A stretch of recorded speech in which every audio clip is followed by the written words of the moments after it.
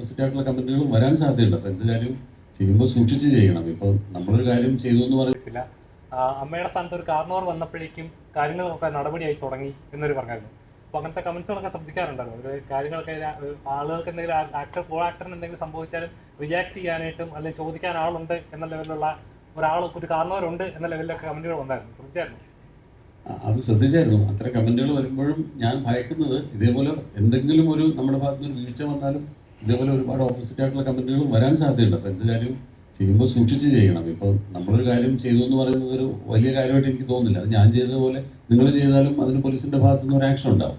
കാരണം അതൊരു public nuisance ആയിട്ടാണ്. അപ്പോൾ അതിൻ്റെ താഴെ വന്ന എല്ലാ കമൻറ്റുകളും അതിനനുകൂലമായിട്ട് പറയാൻ കാര്യം അത്രയധികം ഒരു പബ്ലിക് ന്യൂസൻസ് ആയിട്ട് ആളുകൾക്ക് തോന്നിയതുകൊണ്ടാണ്. അപ്പോൾ ഞാൻ പരാതി കൊടുത്തതുപോലെ വേറെ ആര് കൊടുത്താലും ഇതേ നിയമ നടപടികൾ തന്നെ ഉണ്ടാവുമായിരുന്നു. പക്ഷേ എനിക്കത് ചെയ്യേണ്ടി വന്നതെന്ന് വെച്ചാൽ ഞാനൊരു സംഘടനയുടെ നേതൃസ്ഥാനത്തിരിക്കുമ്പോൾ ആ സംഘടനയിൽപ്പെട്ട ഒരാളെ, പ്രത്യേകിച്ച് നമ്മൾ മലയാളികളെല്ലാം സ്നേഹിക്കുന്ന ശ്രീ മോഹൻലാലിനെ പോലുള്ള ഒരാളെ പറ്റി അങ്ങനെ പറഞ്ഞപ്പോൾ ഈ സംഘടനയുടെ നേതൃസ്ഥാനത്തിരുന്ന് അത് ചെയ്യേണ്ടി വന്നു എന്ന് മാത്രമേ ഉള്ളൂ. അപ്പോഴും ഞാൻ പല പ്രാവശ്യം ആലോചിച്ചിട്ടാണ് അത്തരം പ്രവൃത്തിയിലേക്ക് ഇറങ്ങി ചെല്ലുന്നത്. കാരണം ഇപ്പോൾ നല്ല കമൻറ്റ് വന്നതുപോലെ മോശം കമൻറ്റ് വരാനും ഒരു പ്രവൃത്തി മതി. എപ്പോഴും നമ്മൾ ചെയ്യുമ്പോൾ ആലോചിച്ചും സൂക്ഷിച്ചും തന്നെയാണ് ചെയ്യുന്നത്. ഇപ്പം ഞാൻ നിങ്ങളുടെ മുമ്പിൽ ഇവിടെ വന്നിരുന്ന് സംസാരിക്കാൻ ഇരിക്കുമ്പോൾ പോലും ഞാൻ ഉള്ളിൽ പ്രാർത്ഥിക്കുന്നത് എൻ്റെ വായിൽ നിന്നൊരു അവിവേകം വീണു പോകരുത്.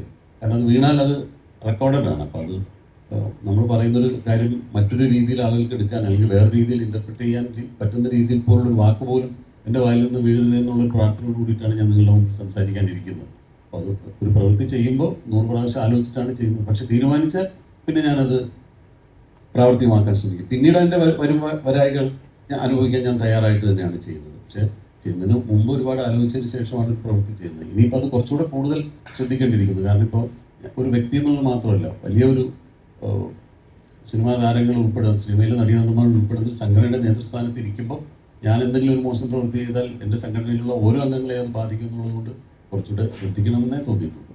അതുപോലെ തന്നെ ഇപ്പോൾ മലയാള സിനിമ നല്ല രീതിയിൽ വളർന്നുകൊണ്ടിരിക്കുന്ന സമയം, അതേ നല്ലതെന്ന് പറയുമ്പോൾ അതിന് ഒരു മോശം വശമുണ്ട്. ഇടയ്ക്ക് ഒരു റിവ്യൂസ് ആയിരുന്നു വിഷയമെങ്കിൽ ഇപ്പോൾ കഴിഞ്ഞ ദിവസം അനു സാർ ഒരു സ്റ്റേറ്റ്മെന്റ് പറഞ്ഞായിരുന്നു. അദ്ദേഹത്തിന്റെ പടം ബുക്ക് മൈ ഷോയിൽ ഫുൾ ടിക്കറ്റുകൾ ഉണ്ടായിട്ടും തിയേറ്ററിൽ ചെന്ന് നോക്കുമ്പോൾ 12 പേരെ ഉണ്ടായിരുന്നുള്ളൂ.